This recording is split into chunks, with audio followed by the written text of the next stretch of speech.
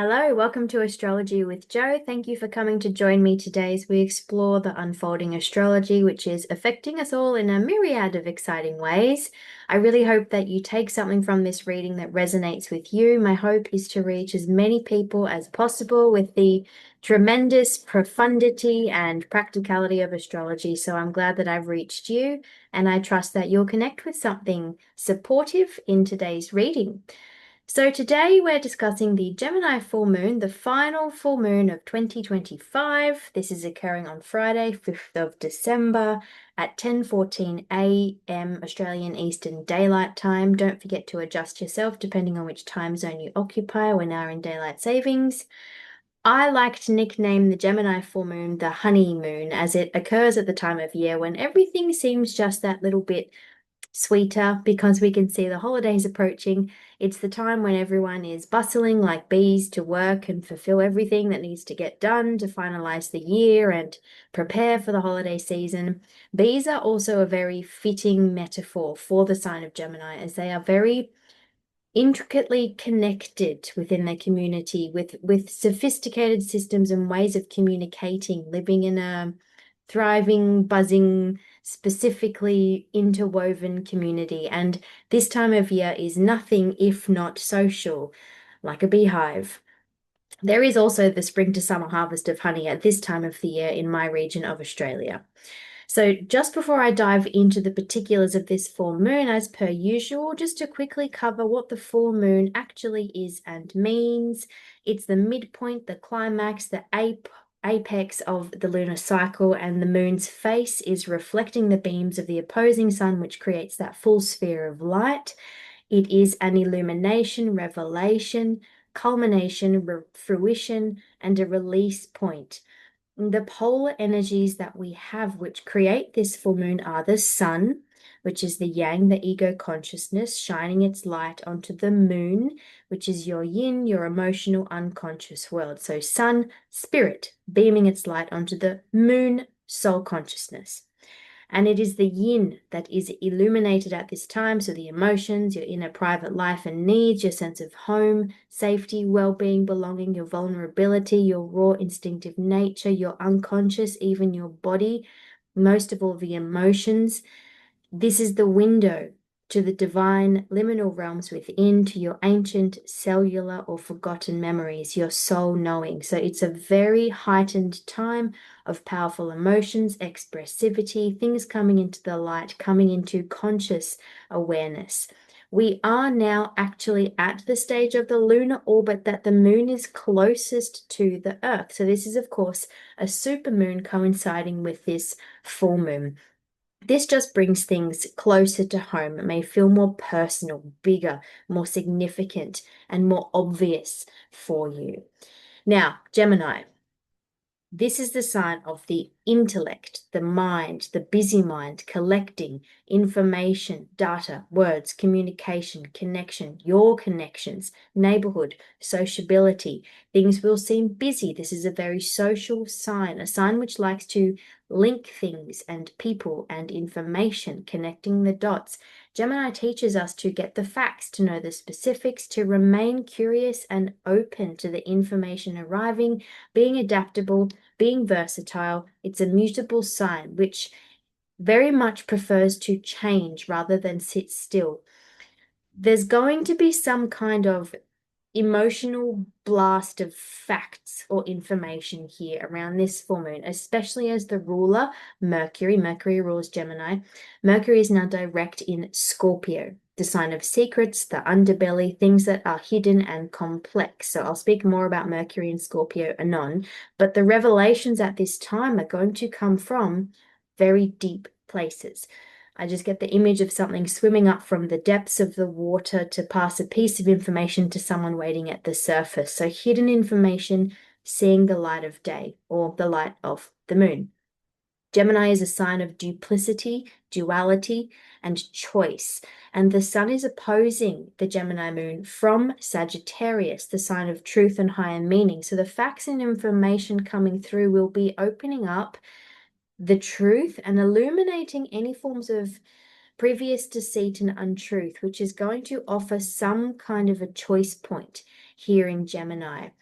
There is also a lot of fire in this lunation chart. So Gemini is an air sign, but the majority of planets here are actually in fire signs, not the least representative, which is Sagittarius itself, which is where our radiant sun is illuminating the moon from. Fire is passion, force, will, inspiration, action, momentum, energy.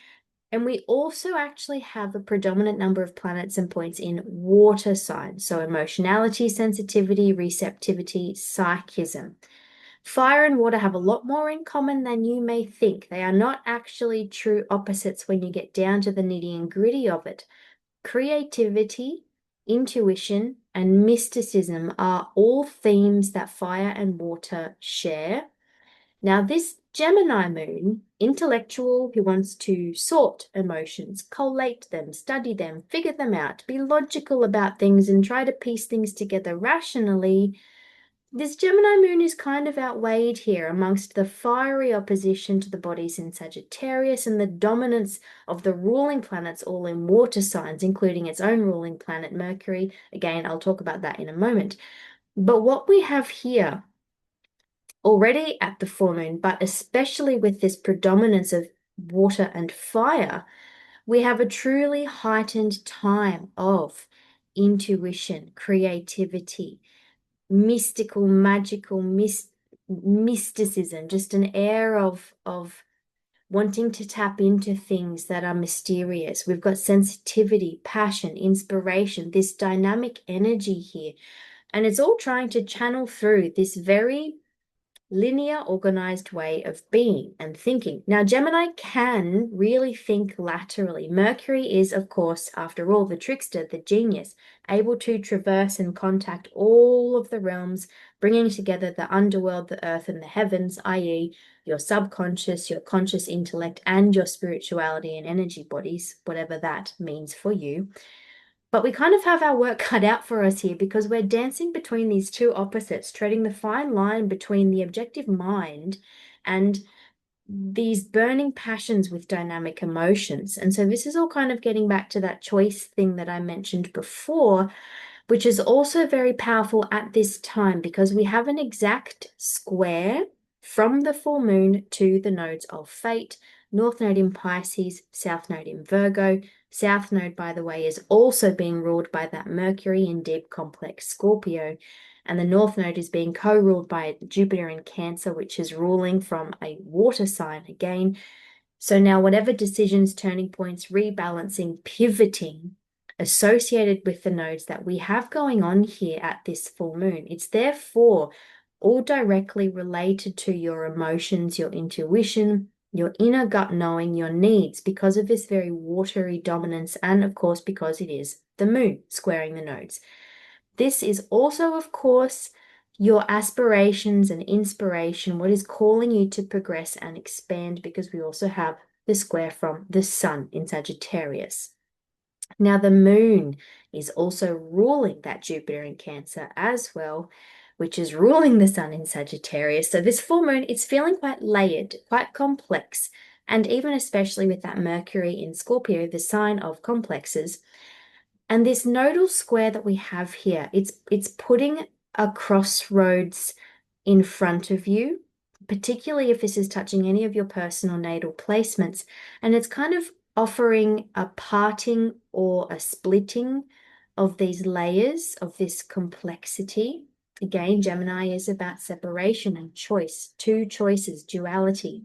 And nodal squares are always going to be a checking in point of how far you've come and an adjustment of how you can adjust to now be able to continue to progress. And with the square coming from Gemini, this emphasis on choice is just monumentally highlighted. There's informations that are coming through, facts, logistics, new truths, connections, and there is an absolute requirement to feel into these options. Sense what is needed with this watery overtone here. Use your intuition in this sorting, separating, dividing, choosing, whatever this is for you. Gemini is a very dualistic sign. It can be very much about the both and, porque no los dos. And because of this nodal square, this inherently Gemini propensity of ¿por qué no los dos? This may be why we're feeling stuck. Sometimes Gemini doesn't want to, won't, or can't choose just because it wants all the options open all the time. It needs that long leash. It needs to feel like it can change. I mean, think of the aerodynamic bee or the hummingbird just moving, flitting from flower to flower, able to fly in whichever direction it wants or needs to go. The keyword of freedom doesn't often come up when we're speaking of Gemini, but if you think about the myth of Mercury and Hermes, who was the psychopomp deity who could traverse every single realm when and if it pleased him, no doors were closed, we can see that this idea of needing that space, those options to feel free, uninhibited, in order to feel safe, especially with this moon here, this is part of who and what Gemini is. And at this time, maybe that's what you're feeling like you need, even like you're too afraid to choose because it means closing one door and you're afraid that that door will never open for you again. So here on the 5th of December, this full moon, it's a turning point because we've got that south node in Virgo, first of all, ruled by Mercury and Scorpio, showing you what depths of your psyche have been informing your habits, your way of being, your daily life, even your work, all around your sense of wellness and health, your mental health, your bodily health. And this full moon is an illumination so that these psychic depths that are informing your daily life are becoming illuminated in a way that could be showing you of what really has reached its conclusion and it is time to end and shift away from. You may be coming to a realization of what you thought was healthy, Virgo, which isn't actually, or vice versa. You may be coming to a culminating point that you're just really ready to shed, to grow out of any of these complexes and habits that you really want to shake off. Maybe you're considering what you thought, Gemini, or believed, Sagittarius, is healthy, is good for you, or what your idea or ideal, very Gemini, Sagittarius, what your ideas and ideals of perfection actually is in reality, and what that means. And if it is true, viable, if your idea of what is perfect and what is functional is actually good for you, or if you're over idealizing something and putting a bit too much pressure on yourself, on that overactive analytical mind. This is again that South Node in Virgo, all of the things that we're trying to release and let go of. We now have a choice point that is enabling us to do that. The flip side is that North Node in Pisces, showing the path ahead. And it's sharing that rulership with the Sun, both being ruled by Jupiter. Neptune's also ruling the North Node as well, co-rulership. And the North Node is showing the growth factors, how to progress, how to step forward. And in Pisces, with that strong Jupiter overtone, we have here maybe some perspective gained at this full moon. These are your hopes, ideals, your broader vision of where you want to go. And I'm just getting perhaps, because Jupiter is bigger, more, perhaps there may be too many options here for you to decide from, which is the conflict that we're getting with that Gemini moon with choice. But this is also about your dreams with Pisces, North Node co-ruled by Neptune, dreams. This may be a turning point around what dreams you now want to follow and how to practically apply plans and steps to get there. And there will be some sort of decision around what you even thought your dreams and ideals were. Maybe that could be what's shifting and changing, as well as how you want to proceed or not. And this could be a decision as to which dream or option or pathway you now feel truly inspired to and called to follow. Now, of course, with the nodal square, it forms a grand cross. This is a mutable grand cross in mutable signs. So the opposition of the Gemini full moon and the Sun in Sagittarius is crossed over with the nodal axis here, forming a giant X marks the spot. This is called a grand square or a grand cross. Now we need to discuss this Sun. It's at 13 degrees of Sagittarius, which is conjunct the great attractor at 14 degrees of Sagittarius. So all of this choice, this fork in the road, multiple options, overstimulation, even an information overload, all this Gemini stuff, it's in conflict with, but also in a way aided by this powerful magnetic Sun great attractor conjunction here. The great attractor is a gravitational force, which represents what we feel magnetized to, what is attracting us, what we may feel an instinctive compulsion towards. It can represent feeling like you're being sucked into a giant, massive black hole with no way to fight against it. It can represent going over the top, excess, too much, even obsession to agree, just too much of everything. So it's important to remain aware of anything that is in excess in your life. And it's important to truly emotionally, Moon, connect, Gemini, with what your belief systems are going through right now. Sagittarius is about belief systems.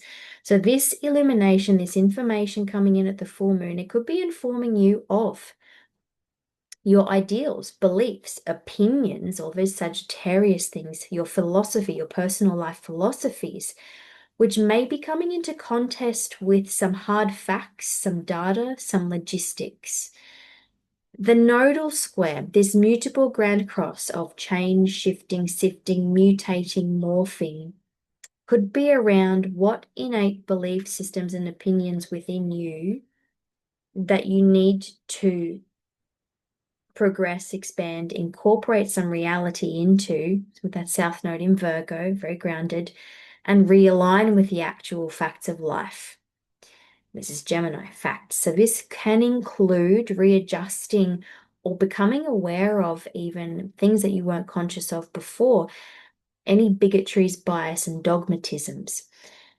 But what this wonderfully hopeful, optimistic, aspirational Sagittarius energy can give with this Sun great attractor force and vitality and magnetism behind it, in this X marks the spot grand cross. This is it can give you the perspective here. That's what Sagittarius is good for. It can give you the perspective and thereby the distance to be able to aim. This X marks the spot can be pulling you, the great attractor, towards that bullseye, your target. I mean, Sagittarius is the sign of the archer.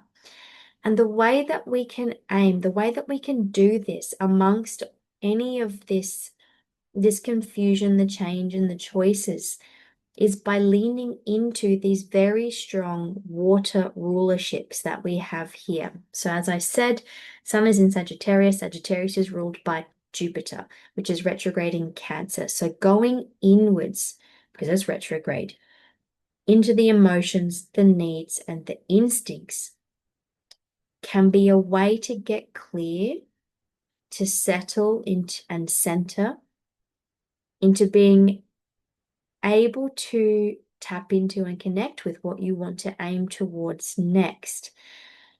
And this Jupiter retrograde is being ruled in turn by this Gemini moon, which is about connection, choice, contact, communication. So it's connecting to your innermost needs. By connecting to those needs and emotions, the answer could come more simply than perhaps you thought was possible. Easier said than done. But just by asking yourself, what do I need? Where are these emotions coming from? Where am I now? And what do I need right now? And what do I need for the next step and the next step? Keeping these things simple and by remaining turned inwards, because these mutable signs, they're all rather extroverted outward signs because they're geared towards shifting and changing and progressing into the next thing. With the exception maybe of Pisces, there's not very much of an internal energy here. So the rulership of Jupiter in Cancer can be helping us out by exploring these emotional needs, which can be very easily neglected in our busy lives these days. Exploring Jupiter, these emotional needs, your emotional memories, and allowing yourself to tap into your sensitivity is what is going to be able to help you to choose. Now, Jupiter retrograde in Cancer is still trining that Saturn in Pisces, and both are trining the ruler of this lunation, Mercury in Scorpio. This is a grand water trine. It's been ongoing for a long time now. I've spoken about it on my Patreon and Substack. So this means emotional support. This is basing your dreams in reality. This is using the incisive mind to dig deeper inwards, especially with Mercury in Scorpio. And with the Mercury in Scorpio opposing Uranus in Taurus, as part of this grand trine configuration, we have a kite configuration formed here. And when we lean into thinking differently, Mercury and Uranus, by using more sensitivity and intuition with the mental faculties, we can really lift off, which is the point of the kite. There's the tension there between doing things differently, that Uranus is challenging Mercury to do, thinking differently, basing your thought processes on things that you wouldn't normally do. That tension there is really what's going to lift you off. And because this is so busy, buzzing, social, with a variety of different options and experiences, the answer for your aim, for the way forward, it could really only gain that lift off and traction counterintuitively if you settle within. That might be the different thing, the doing things differently, by settling within yourself, by stopping, by allowing the hive to swarm around you.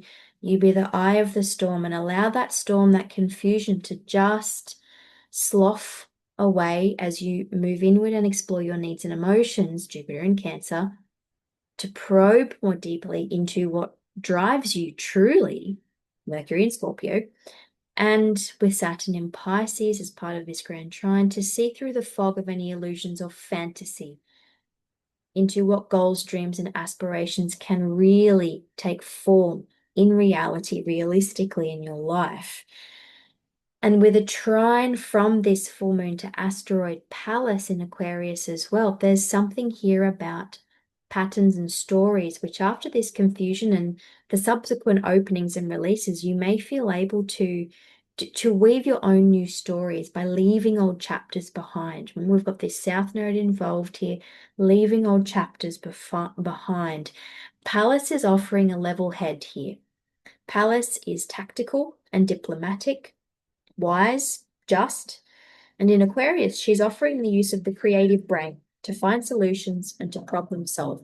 She's really helpful here because we've got this predominance of the emotional and inspirational and creative fire and water, which most of the time those two elements don't have much of a logical basis or a realistic basis. So that trine to logical Pallas can be very supportive here because she's good at problem solving.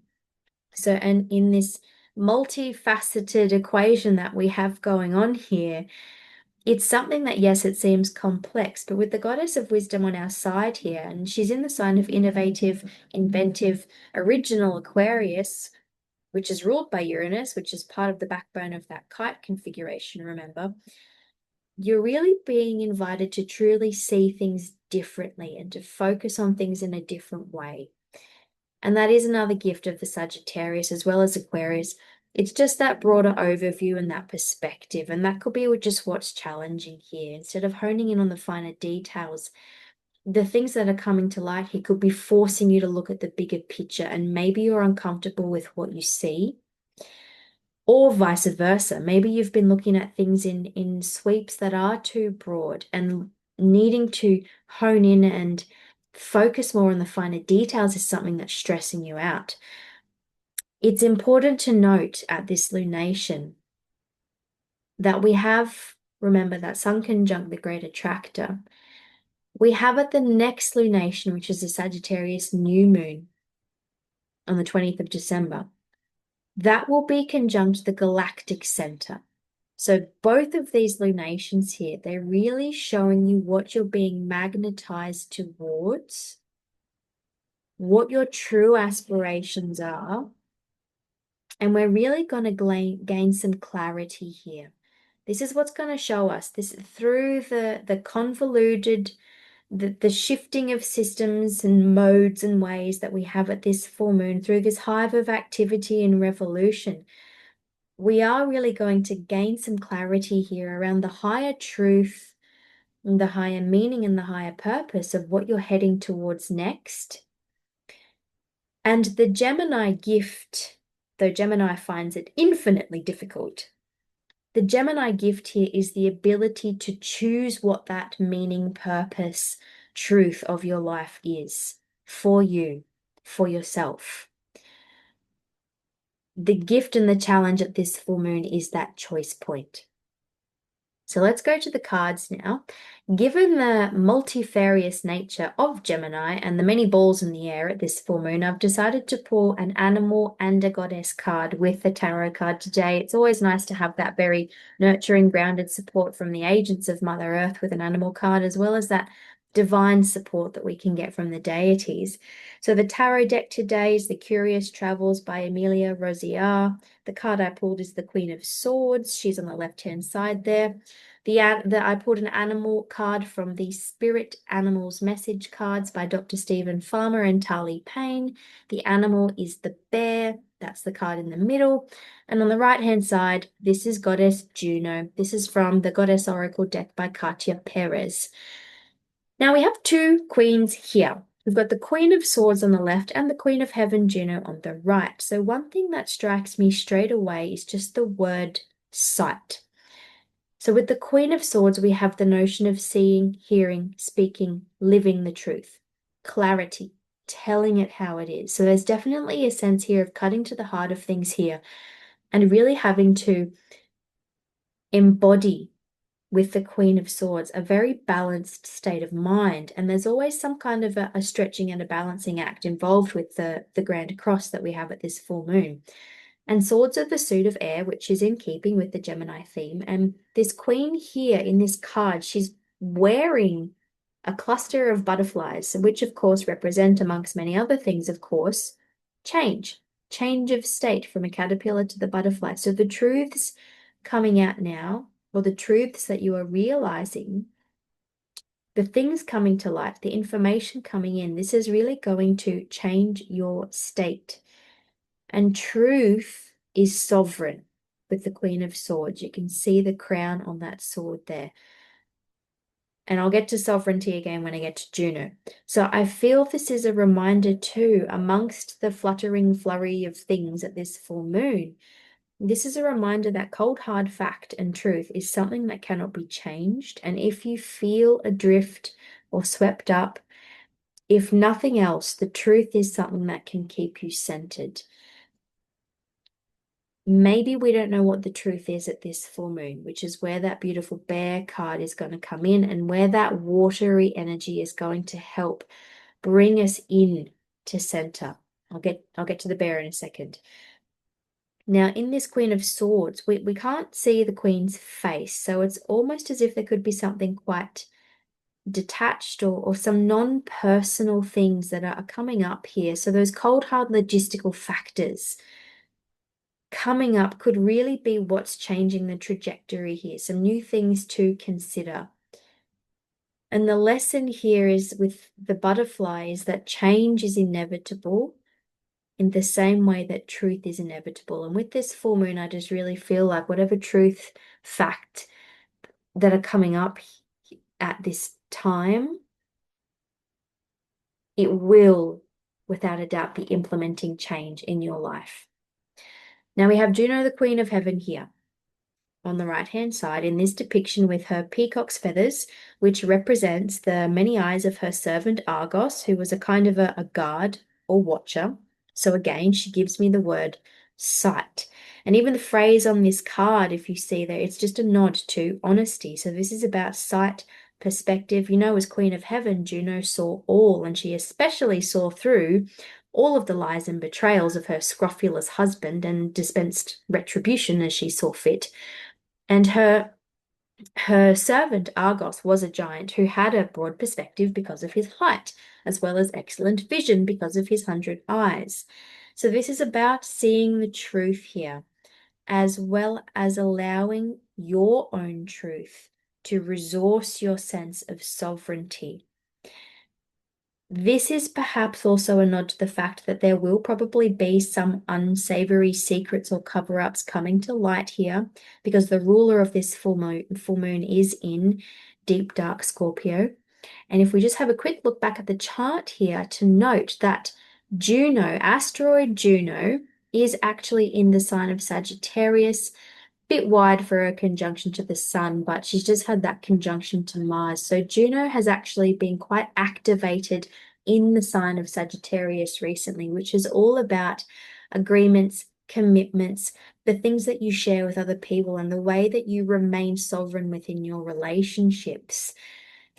So with this card coming up here, and with the strong predominance of the themes of truth and sovereignty, this is definitely about maintaining your own authority as the Queen of Heaven and remaining in your truth, no matter how activated or triggered any of your relations or your commitments or responsibilities have been.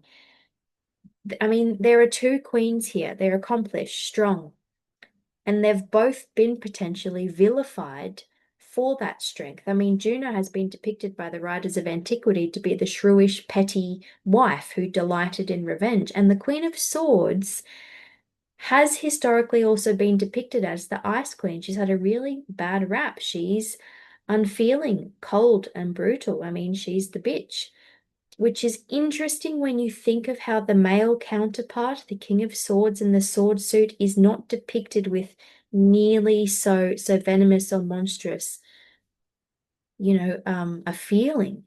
And maybe another part of this is that we could perhaps need to be brutally honest at this time, saying things how they are, despite what other people's opinions might be of us. So holding to your own truth despite others' opinions. Okay, and that's very Sagittarius. So there's a need to trust the inner compass here to do what is just based on your own sense of morality. And morality itself may be coming into question here with this Grand Cross as well. I mean, Gemini is a sign associated with moral ambiguity. So there's a lot of questioning here. And that brings me to our beautiful bear in the center. And this is like a grounding point, this card. Now, bears are a symbol of strength, fortitude, endurance, and even shamanism, liminality, and dream work, just because of the whole hibernation thing. And bears are also incredibly protective. So, especially with Jupiter's rulership and involvement at this lunation, there's a message here that you are safe and you are protected. And it's also a reminder that you do have the strength and tenacity to go on and to keep going. But at the same time, it is a reminder to rest, to care for, to nurture yourself. I mean, that hibernation that the bear goes through in winter, it's like a gestation period before reawakening in the spring, almost like a rebirth. And this is a strong nod to the water elements here playing into this lunation that are really supportive here. And we've had this supportive brown water trine in the skies for a few months now. And it's all about that going within that I spoke about before. So moving inwards to find your truth, to find the stillness, to find the answer. Okay, so I'm just getting the image of a bear knocking down the beehive. Just remember, with all of my references to the Geminian bees and all of the hive and the buzzing and the bee words that I've been using. So just with the bear knocking down a nest of bees, I'm just getting that there's always a risk in seeking. Okay, Sagittarius is the seeker, and you may get stung. The truth may pinch, it may be uncomfortable. This questioning is potentially not going to be very pleasant for you. It could be very deep and very intense. And the message that I'm just getting from this bear knocking down the hive is that whatever bustling, hustling, busyness, that the information overload, the overabundance of options and choices, there is just going to be something for you, or one truth for you that is just going to sweep away all of that bustling, especially at the next new moon that we have on the 20th of December, conjunct the galactic center after this great attractor involvement of this lunation. I mean, there's just going to be something that it's just going to knock everything else out of the park. And if you don't know what the answer is, then you don't have to go for it. But when the answer comes, you'll know. And it's that trusting of the intuition with all of that watery energy in the background. And even if going for that might sting you, I mean, as I said, there's a risk in seeking, there's a risk in just going for it and trusting. It could be quite confronting for you, but the rewards and the honey will also be there for you too. And there is a sweetness here of hoping, not toxic positivity, not delusional aspirations, which can tend to get out of hand when we've got a lot of Jupiter, Sagittarius, and Piscean activity. But there is that sweetness of hope, of the bear in the spring, waking up after hibernating for the winter. And the fact is that it's not toxic positivity to say that there is always hope, always.